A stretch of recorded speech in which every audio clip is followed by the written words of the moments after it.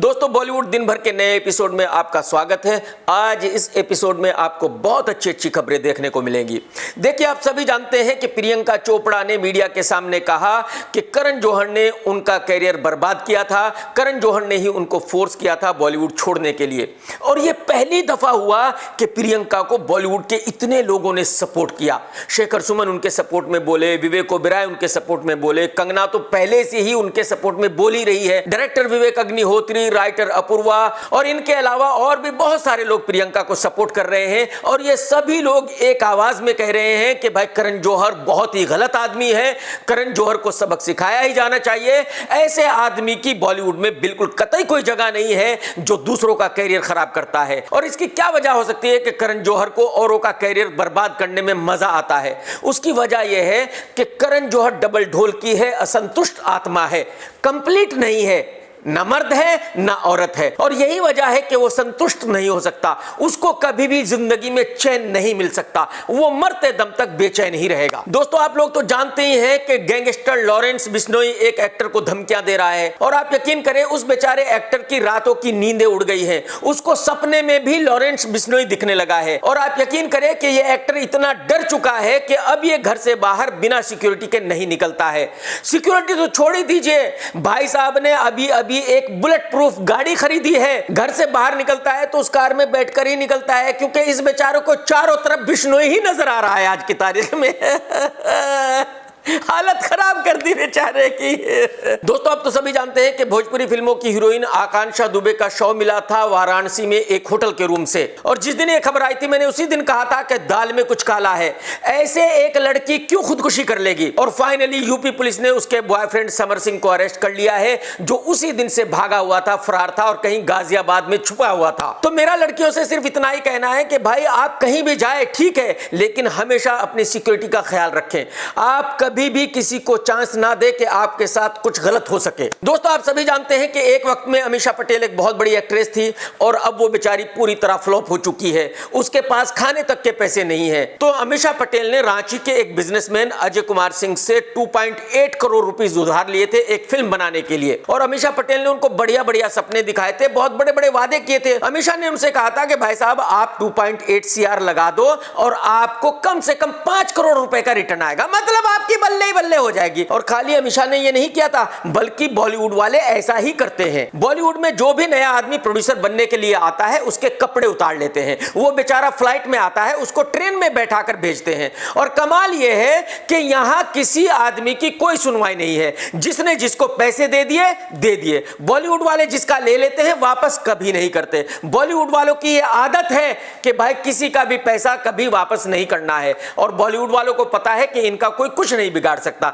लेकिन कभी कभी कोई उल्टी खोपड़ी का होता है, तो अजय कुमार सिंह साहब वही है। अजय कुमार सिंह ने कहा कि भाई साहब आप और लोगों के पैसे नहीं देते होंगे, मैं तो अपने पैसे लेकर रहूंगा। और अजय कुमार ने रांची की ही अदालत में अमीषा पटेल पर केस कर दिया।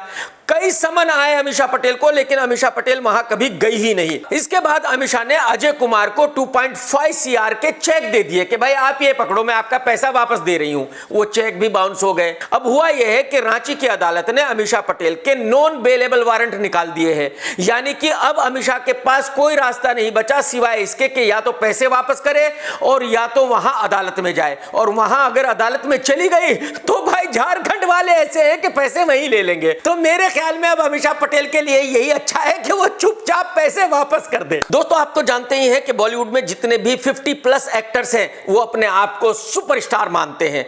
वो ये बात मानने को तैयार ही नहीं है कि वो फ्लॉप हो चुके हैं। उन्हीं में से एक बुढ़ऊ एक्टर है और उसने यंग एक्टरों को मशवरा दिया है कि भाई साहब आप लोग अपनी फीस हमारी तरह मत बढ़ाओ, हम तो बहुत बड़े स्टार हैं और आप कुछ भी नहीं हो। और ये यंग एक्टर है कार्तिक, आयुष्मान खुराना, राजकुमार वगैरह वगैरह। बुढ़ऊ ने ऑन कैमरा इन एक्टरों से कहा कि भाई साहब हम अभी भी सुपरस्टार्स हैं, हम रिटायर नहीं हुए हैं और अगले 10 साल भी रिटायर होने वाले नहीं हैं, तो आप लोगों को हम अभी भी जगह देने के लिए तैयार नहीं है, आप कितनी भी कोशिश कर लो। अरे भाई साहब, अरे भाई साहब, आपकी फिल्म आ तो जाने दो, देख तो लो, पब्लिक आपको बता देगी आप कितने बड़े स्टार हो। फिक्र मत करो, बस जल्दी ये काम होने वाला है। दोस्तों, तनुश्री दत्ता ने एक वीडियो रिलीज किया है और उसमें बताया है कि उन्होंने बॉलीवुड पूरी तरह छोड़ दिया है क्योंकि तनुश्री को अपनी जान का डर है। तनुश्री का यह कहना है कि जो बॉलीवुड के गैंगस्टर्स हैं वो उनको कभी भी मार सकते हैं, लेकिन तनुश्री का कहना है कि ये रावण की लंका एक दिन जरूर जलेगी, मुझे इस बात का पूरा यकीन है। और अगर आपको याद हो तो वो तनुश्री दत्ता ही थी जिसने बॉलीवुड को अफगानिस्तान कहा था और बॉलीवुड वालों को तालिबान कहा था। दोस्तों, बॉलीवुड की एक एक्ट्रेस है जिसका नाम है किम शर्मा, वो मेरी फिल्म देशद्रोही में भी थी और एक वक्त में युवराज सिंह की गर्लफ्रेंड हुआ करती थी, यहां तक कि युवराज के साथ शादी होने वाली थी लेकिन नहीं हुई थी। उसके बाद किम शर्मा ने साउथ अफ्रीका में एक बहुत बड़े बिजनेसमैन से शादी कर ली थी। 1-2 साल के बाद डिवोर्स हो गया था और डिवोर्स के बाद वो बेचारी फिर से वापसी मुंबई आ गई थी। उसके बाद किम शर्मा का अफेयर चालू हो गया था लिएंडर पेस से। अब सुना जा रहा है कि उससे भी ब्रेकअप हो गया, यानी कि किम शर्मा बेचारी फिर अकेली हो गई। हाय हाय। दोस्तों, आप सभी जानते हैं झुग्गी एक्टर सिद्धांत चतुर्वेदी को, जो अपने आप को बहुत बड़ा सुपरस्टार मानता है और माने भी क्यों नहीं, क्योंकि बॉलीवुड वालों ने उसको बताया कि भाई तू तो आने वाले वक्त का बहुत बड़ा सुपरस्टार है।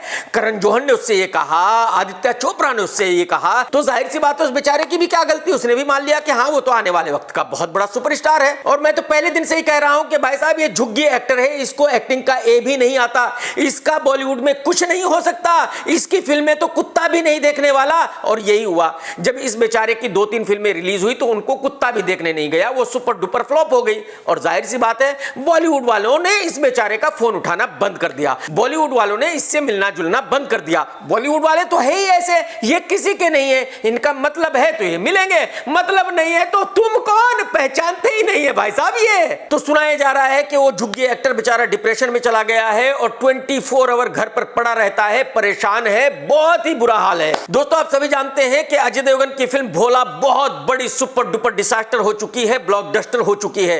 इस फिल्म का लाइफ टाइम बिजनेस 60 करोड़ रुपए होगा मैक्सिमम, जो कि फिल्म पठान के एक दिन के बिजनेस के बराबर है। अब आप अंदाजा लगा सकते हैं कि कितनी बड़ी फ्लॉप रही है यह फिल्म, और अजय देवगन को तकरीबन 100 करोड़ रुपए का नुकसान हो गया। लेकिन कमाल यह है कि भोला के एंड में अभिषेक का एक सीन था जहां बताया गया था कि भाई अभिषेक भोला 2 में बहुत बड़ा विलन होगा, तो अभिषेक बच्चन बेचारा अभी भी वही सपने देख रहा है।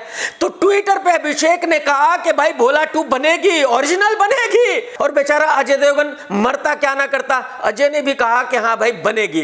अजय अपने घर बैठकर यह सोच रहा होगा कि यार ये अभी किस तरह का लौंडा है, मेरे 100 करोड़ रुपए का नुकसान हो गया और इस भाई को भोला 2 चाहिए, मतलब कमाल है यार। अरे भाई साहब कुछ तो लिहाज करो, कुछ तो शर्म करो, मेरे 100 करोड़ रुपए चले गए, कुछ तो सोचो पार्ट 2 के बारे में बात करने से पहले।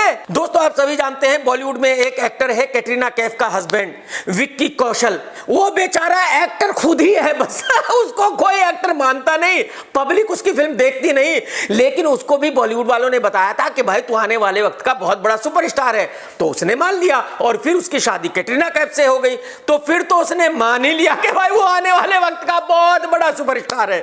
फाइनली उसने एक इंटरव्यू में ये माना कि हाँ उसकी 2-3 फिल्में बनकर तैयार पड़ी हुई हैं और रिलीज नहीं हो रही है, कोई ओटीटी कंपनी भी उन फिल्मों को खरीदने के लिए तैयार नहीं है। तो अब जाकर बेचारे विक्की कौशल को पता चला कि भाई वो सुपरस्टार नहीं है, उसको बॉलीवुड वालों ने बेवकूफ बनाया था और उसने इन बॉलीवुड वालों की बात मान ली और खुद को सुपरस्टार मान लिया विक्की भाई समझ में आ गई ना हकीकत क्या है।